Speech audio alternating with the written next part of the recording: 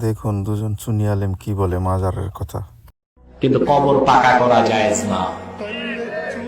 পরিষ্কার মুসলিমের হাদিস, সহিহ মুসলিম, নাহা রাসূলুল্লাহ সাল্লাল্লাহু আলাইহি ওয়াসাল্লাম আইয়ুজসিসাল কুবুর। কবর পাকাকে আল্লাহ রাসূল নিষেধ করেছেন। এজন্য কবর পাকা করা সুন্নতের খেলাফ, বিদআত। এটা কি? ওখানে আগরবাতি মোমবাতি জ্বালানো বিদআত।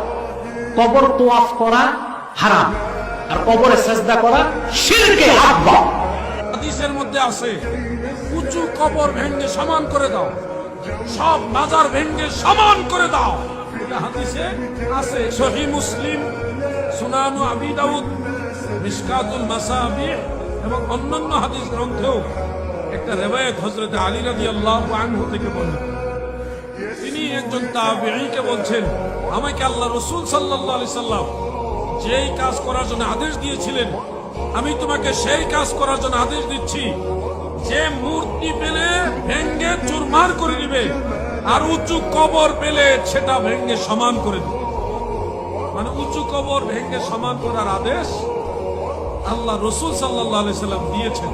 এটা সহিহ হাদিস। মাজার নিয়ে কি বললো দুজন সুন্নি আলেম।